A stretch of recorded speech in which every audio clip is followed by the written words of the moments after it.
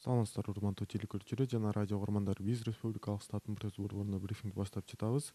Pfizer Biotech вакцинасынын коопсуздугу тууралуу Кыргыз Республикасынын Саламаттык сактоо министрлигинин республикалык иммунопрофилактика борборунун баш кадиси Азим Кыргызбаев айтып бермекчи. Здравствуйте, уважаемые телезрители и радиослушатели. Мы начинаем брифинг пресс-центра республиканского штаба.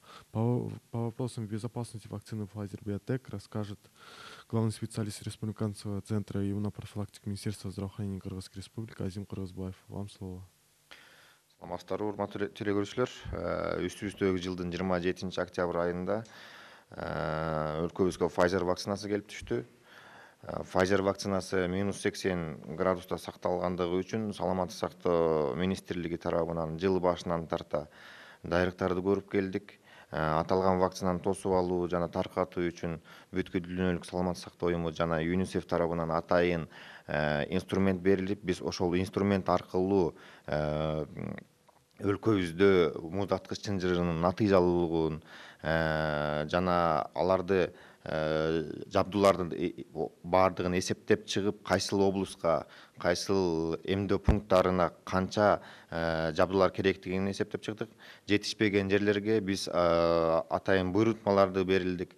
Бул буйрутмаларды ЮНИСЕФке бердик, ВОЗго бердик жана башка партнерлорго бердик бул буйрутмаларды. Ал эми жакынкы арада ЮНИСЕФ аркылуу 200га чукул атайын муздаткычтарды келүүсү күтүлүүдө. Анын үстүндө биздин логисттер иш алып барып жатышат, тосуп алууга, аларды жайгаштырууга, аларды жерлерге жеткирип берүүгө. Ал эми ЮНИСЕФ аркылуу улуттук кампага температурасы -80 градусту кармаган атайын муздаткыч жабдууларын алып келдик. Бул атайын муздаткыч жабдуусу бул Pfizer вакцинасын сактоого арналган. Бул муздаткыч жабдуусундагы өзгөчөлүгү бар экен. Ошондуктан дагы бизге ЮНИСЕФ жана бүткүл дүйнөлүк саламаттык сактоо уюму атайын окууларды өткөрүп берди.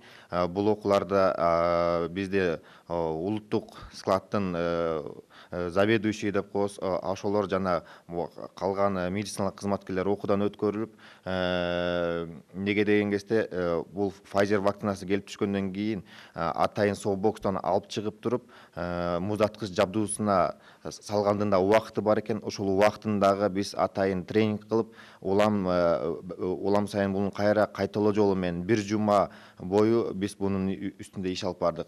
Ал эми келип түшкөндөн кийин бул аталган тренингдин жардамы менен биз буларды туура жана жакшы тосуп алдык десек болот. Ал эми Pfizer вакцинасынын эрежеси боюнча -80 градуста биз 6 айдан 9 айга чейин сактасак болот экен. Ошондуктан биз буну национальный уровень деп коебуз, улуттук уровеньде биз буну 6 айга чейин сактайбыз. Ал эми облустарда биз буну -15 градуска чейин түшүрөбүз дагы. Ал жерде 2 жума сактасак болот. -15, -25 градуста.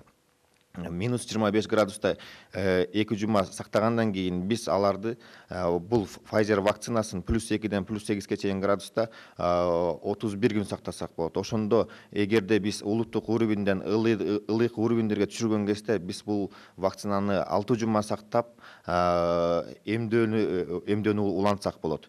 Ал эми убактылуу эмдөө пункттарында биз болсо +2ден +8ге чейин сактайбыз. +2ден +8ге чейин жабдуулар бизде өлкөбүздө баардыгы даяр болгон. 2018-2019 жылдары биз атайын жабдуулар алганбыз 900дөн ашык. Бул жабдуулар деген электр энергиясы жок болуп калса, крышкасын ачпаган маалда 3 күн бул +2ден +8ге чейин градусту сактап кармап бере турчу атайын жабдуулар болуп эсептелинет.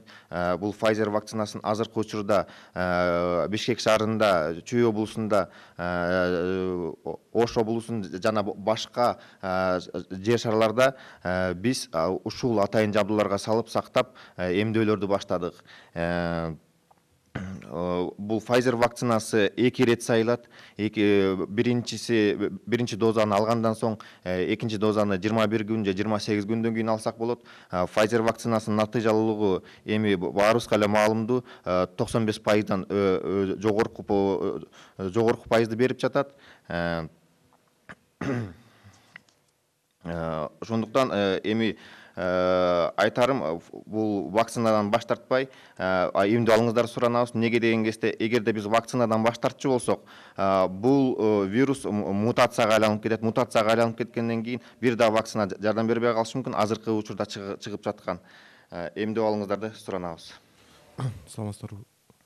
Эскерте кетсек, түз эфирде ЛТР, КТРК, Ала Тоо 24, Пирамида, 5 канал, ЛФМ радиосу, 1 радио, ЛТРдин YouTube каналынан жана Facebook баракчасынан көрө аласыздар. Саламатта болуңуздар.